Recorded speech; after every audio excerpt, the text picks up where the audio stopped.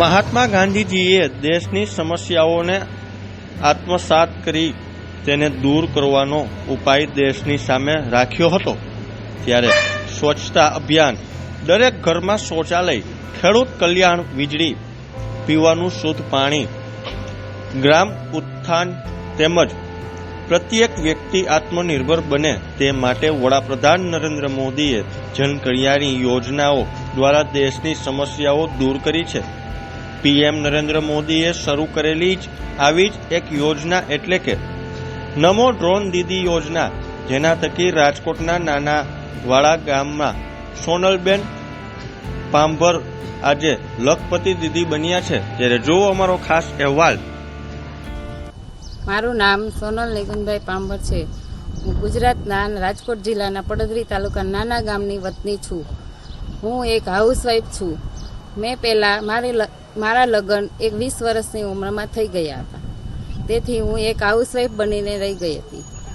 ઘરકામ કરતાં કરતાં મને એમ થયું કે હું કંઈક કરું અને આત્મનિર્ભર બનું. તેના માટે થઈ અને મેં અમારા ગામમાં સખી મંડળમાં મારું નામ જોઈન્ટ કર્યું.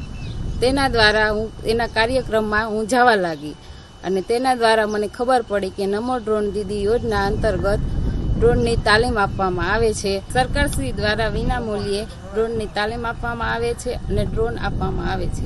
તેથી મને મનમાં વિચાર થયો. ત્યાં અમે 2 દિવસ પહેલાં તો ફૂલ થિયરિકલ કર્યું, પછી અમે પ્રેક્ટિકલમાં અમને લઈ ગયા. ત્યાં અમને ગ્રાઉન્ડમાં રિમોટ આપ્યું અને પહેલી જ વાર અમે ટેક ઓફ અને લેન્ડિંગની તાલીમ આપી હતી. અને આમાં એક્ઝામ આવે છે તે પણ અમે પાસ કરી અને તેથી અમને રિમોટનું સર્ટિફિકેટ પણ મળેલું છે કે આનું લાયસન્સ પણ હોય છે. રિમોટ સર્ટિફિકેટ લીધા બાદ આ ડ્રોન અમને વિનામૂલ્યે સરકાર દ્વારા મળ્યું છે અને આના 3 વ્હીલર પણ મળ્યું છે, EV 3 વ્હીલર.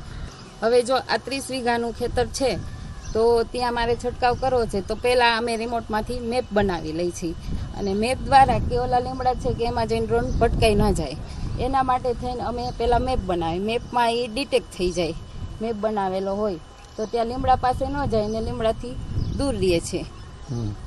પછી મેં મારા ગામમાં પહેલી મિટિંગ કરી કે મને આ ડ્રોન મળ્યું છે અને ખેડૂતોને કેવી રીતના ઉપયોગી થાય છે, આધુનિક ટેકનોલોજી છે.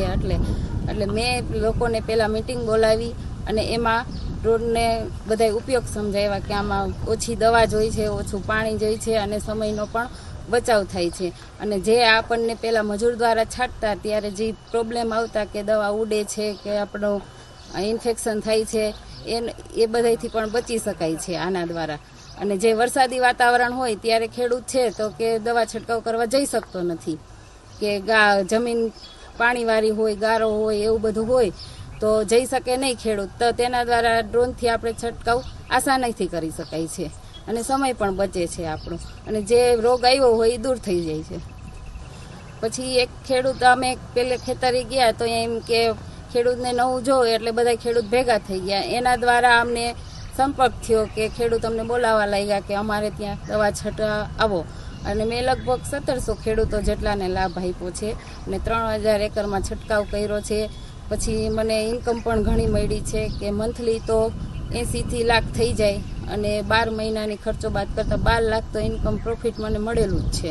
આ નમો ડ્રોન દીદી યોજનાનું કહું તો મને તો પહેલાં કે ગર્વ થાય છે નરેન્દ્ર મોદી સાહેબ ઉપર કે તેને આ મહિલાઓ માટે યોજના બહાર પાડી છે અને મહિલાઓ આસાનીથી કરી છે. 10થી કે ગ્રેજ્યુએટ સુધીના મહિલાઓ બધી 50 વર્ષ સુધીની કરી શકે છે, આ યોજનાનો લાભ લઈ શકે છે.